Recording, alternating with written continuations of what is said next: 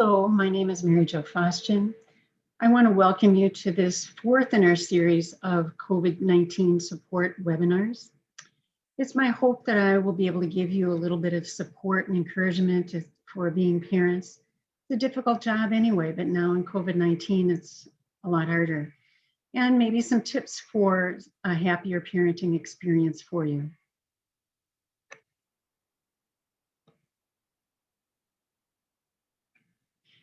And so support and encouragement, as I said, is really, really important. We all need it.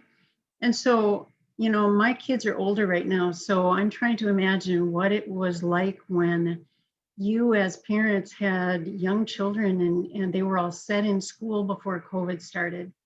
And maybe you had a full-time job. Maybe you had a part-time job and everything was set in your schedule. And all of a sudden COVID hit. And everything started to change. All these restrictions came in, and you had to start scrambling for somebody to do daycare for your kids. You had to start scrambling to make sure you had a job, and sometimes you lost your job maybe. And so then you started struggling for trying to figure out the restrictions and how they were going to affect your family. And probably, trying to figure out how to do learning at home, distance learning. Some people had good Wi-Fi at home, some people didn't. And some schools had good programs that were already in place, some did not. So a lot of struggling, a lot of change, and difficult for everybody in this situation. And then parents had to become even more teachers at home. Some people were already teaching at home, but more parents had to do more teaching, more learning experience in the online experiences. And family dynamics are very complex. We all would like to have this family on the right who, they're laughing and they're enjoying each other and they're having a good time together. But sometimes in our family dynamics, there are difficulties and people who are not happy or don't communicate well. And so when COVID came in, it's very possible that made a lot of the family dynamics that were already in place even worse. And so it's my hope that maybe through some of the tips that I give you today, that you might be able to find more ways to be that happy, loving family together. So my first question to you is, what are your parenting goals? When my kids were little, I'm not sure I really thought about that very much. Sure, I wanted them to be responsible and I wanted them to do what I wanted them to do, but I didn't really sit down and say, these are my parenting goals.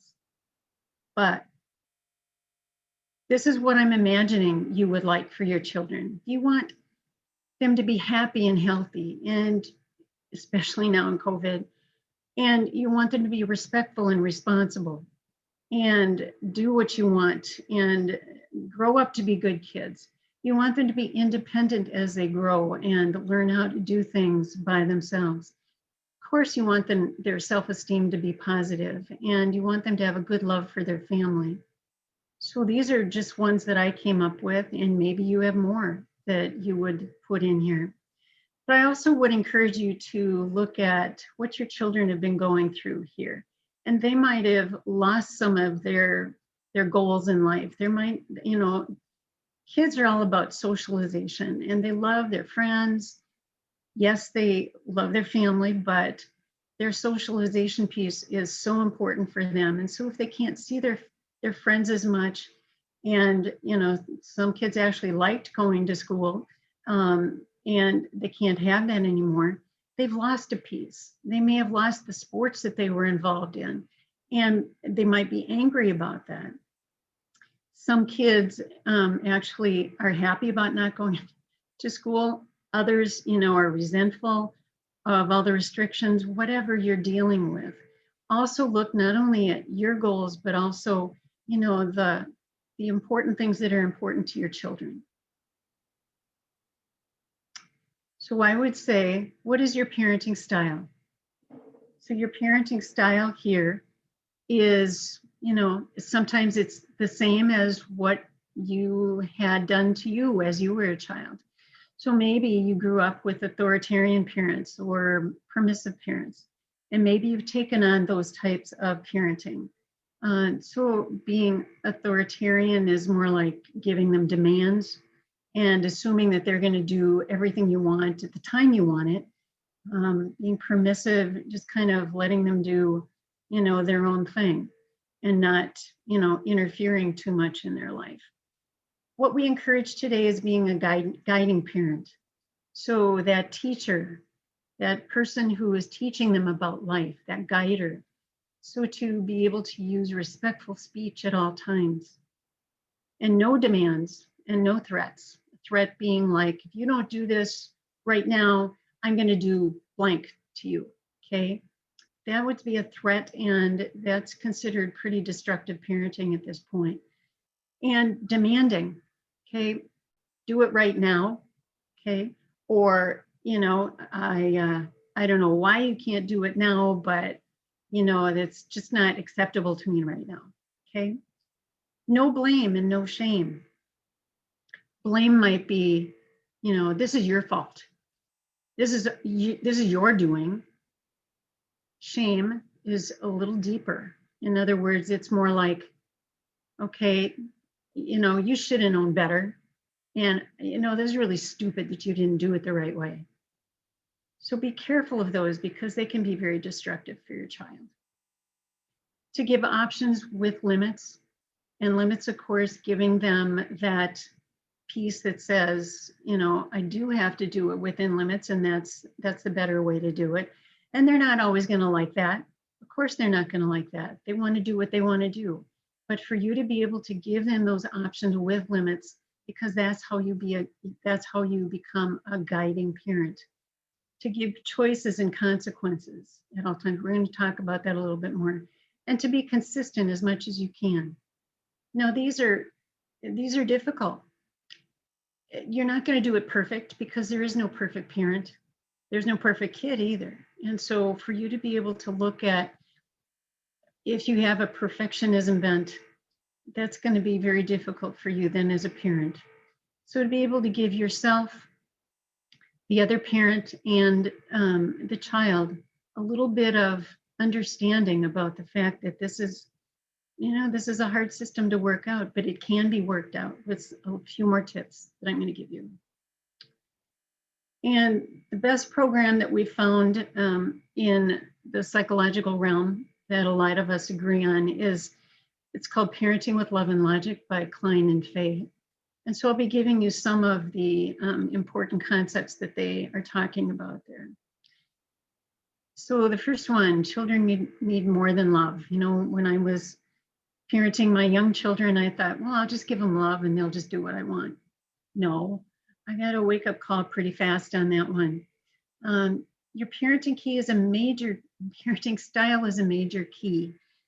And the important thing here is your relationship with them. If your parenting style is not helping your relationship with them, then you're going to find that they may either they may draw away from you or actually rebel.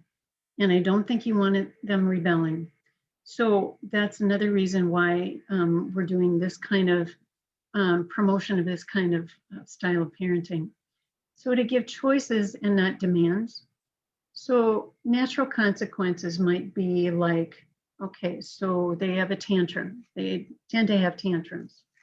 And so what you're going to maybe say to them is, okay, well, if you really want to have a tantrum, you can have a tantrum in your room, but I really don't want to be around it.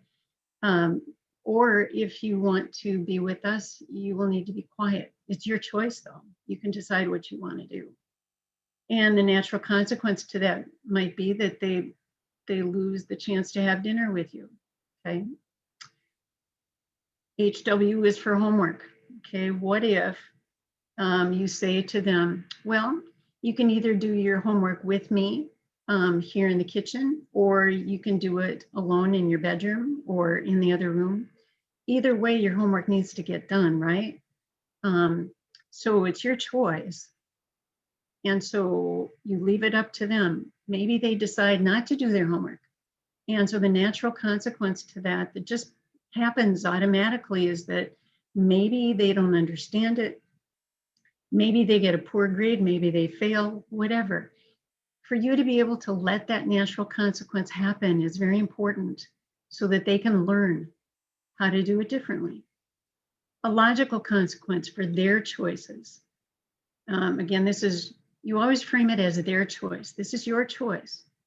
So a logical consequence for choice might be like, if they don't do chores, you don't give them their allowance. Maybe you've set that up. Or if you can't pay for their allowance now because of COVID-19, come up with something different. But it's about, the logical consequence is something you put in place. The natural consequence is something that just happens if they choose the opposite of what you want them to do. But to be able to let these consequences happen, sometimes it's very difficult for us parents because sometimes we want to help our kids and we don't want them to get hurt and we don't want them to suffer needlessly. So sometimes we kind of save them from it. Don't need to do that. So to ask questions maybe to guide and teach. What did you learn from that? So maybe, if you've got a teenager and they're driving, difficult situation right there. If they're driving and they go through a red light and they get a ticket, maybe your first response could be, what did you learn from that? And you might be very surprised at what they come up with. I learned I better not do that anymore because I don't want to pay that fine. Okay. So however they come up with it, and it might take them a while to actually learn from consequences, and you might have to allow that time for them to do that. The next one is that there's no there's no guarantee. There is no guarantee that putting these things into play will make them do what you want them to do. Because in no way can we make them do what we want them to do. They still will have a choice, even if we don't give them choices. They will have a choice whether to do what you want them to do or not. But in this way, you are helping your relationship with that child. Okay, what can sabotage a parent? The first three are pretty destructive.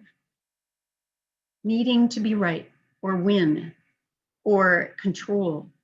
All three of these have, a very destructive bent, and kids very often rebel from this type of parenting. And so I'm really going to encourage you not to do that because I don't think it's going to help. The last four need to please or be liked, need to avoid conflict. Those two, oftentimes if you are having those deep needs within you, you may not be able or be willing to set those boundaries for the children that you need to, those limits to help them learn. And then you might have this need to rescue them from their problems or to fix their problems for them because they're not coming up with it. So be able to pull back from that, because if you keep doing that, it's going to be very difficult for them to learn how to do and solve problems themselves. I always encourage parents in my parent classes to be able to manage your own emotions. That is so important, and that's a way to teach your children how to manage their emotions as well. So if you've got anger, anxiety about what's going on in the family right now, for you to be able to catch yourself in that escalation of either anger or anxiety, and sometimes they're intertwined, to be able to say, okay, calm down, take it down a notch. It's okay. I can just take a breath. And to manage your frustration, especially if, they're not doing what you want them to do. Okay? To be able to say, I can do this. I can manage. I can hang on to myself. I can only control me. I can't make them do what I want them to do. That's a hard piece. Okay. To manage your sadness, and whether that be from what's going on in the world today or what is going on in the family, because dynamics are difficult. to be able to say to yourself, okay, how can I remember the good things in my life? How can I remember the good things about my children? How can I remember the good things that will help me to be more positive? And to be able to use the virtues that we all need to put into practice: patience for yourself, for your kids when they don't do what you want them to do, forgiveness for yourself, for your kids, and humility to be able to say, I'm sorry, I blew up at you. I am so sorry. I lost it. I want to not do that again. How can we do that differently? To be able to be kind, and at all times in your speech as well as in your attitude. Hard, I only give hard homework to people, but this is really important stuff. What can sabotage a child? So I want you to be able to watch for depression or anxiety problems in them.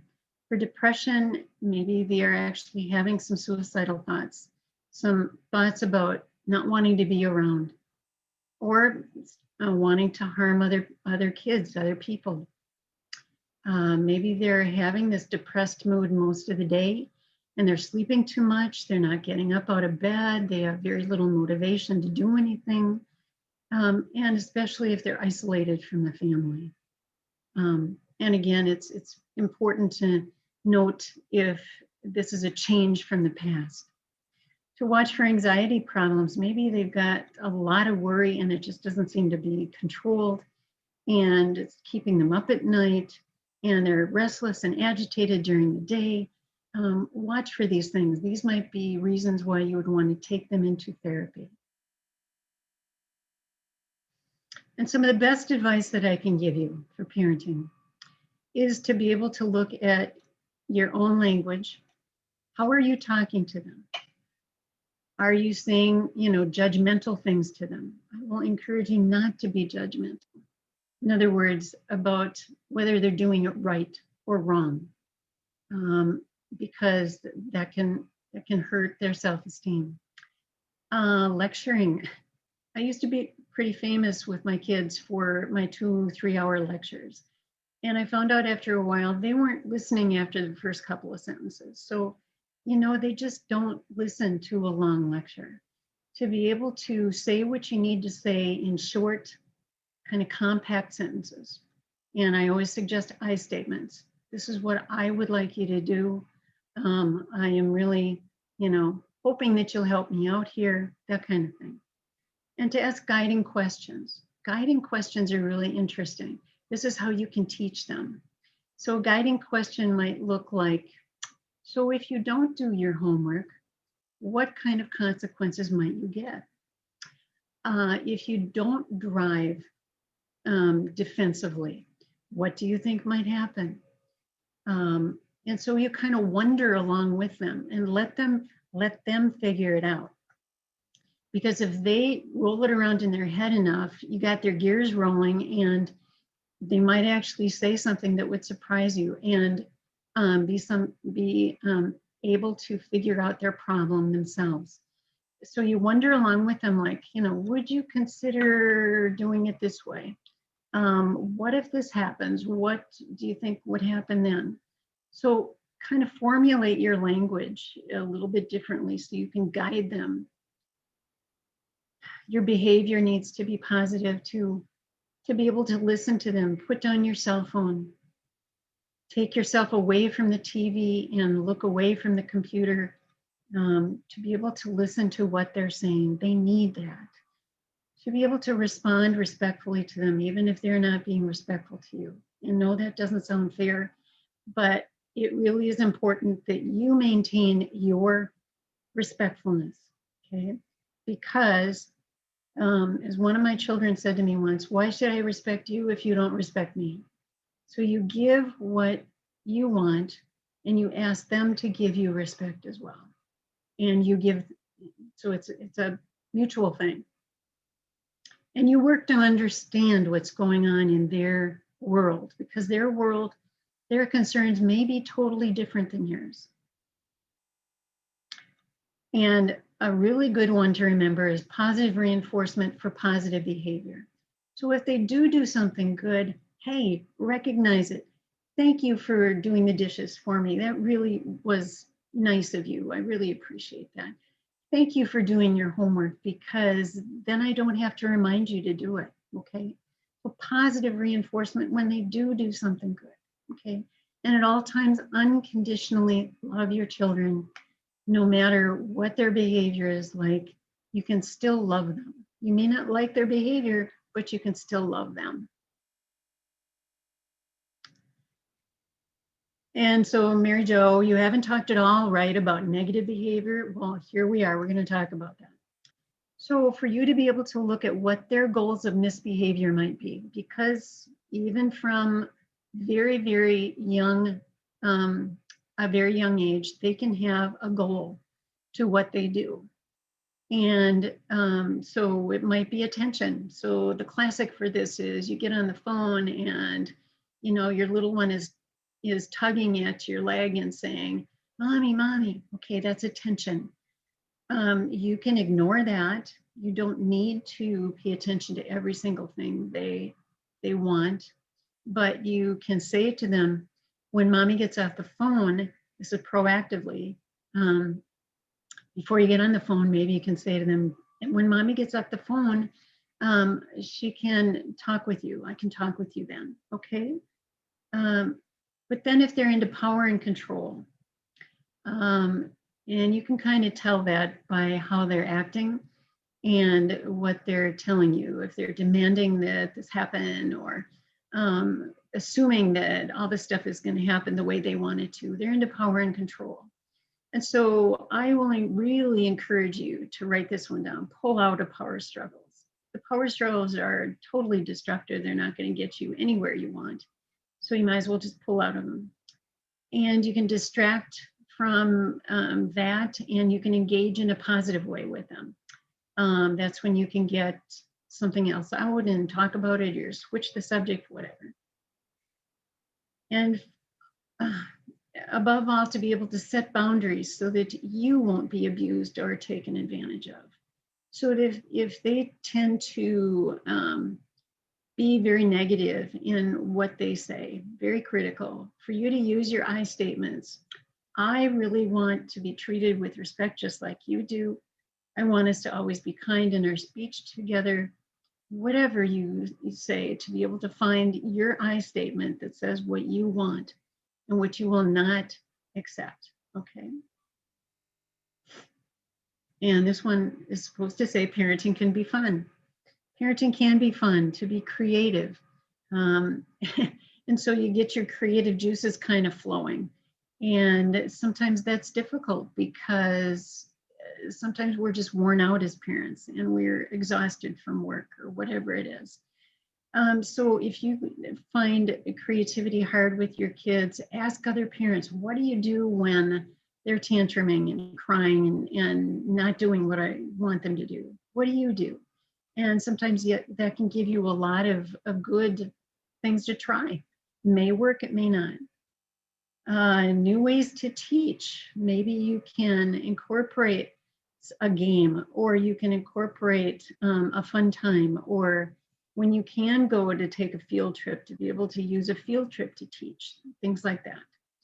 And to be able to use games and puzzles. You know, I think we've forgotten a lot of the old ones that we used to use when I was growing up and my kids were young. Things like Jenga, things like Scrabble, fun things that can actually, you know, bring a family together. You can have crossword puzzles, you can do jigsaw puzzles together. There's even math puzzles or Sudoku or whatever works, whatever you want to put into play here. And of course, having fun time with movies, having a popcorn and movie night or whatever. And you can even make fun time out of chores and some of their responsibilities. And maybe, you know, a young child, you could make a game out of brushing your teeth. How about if you brush your teeth at the same time mommy does, and we'll see who gets done best and fastest. And so you make a game with them. And the important thing is just to really spend time with them, okay? And so to remember how to do things in a fun way with them.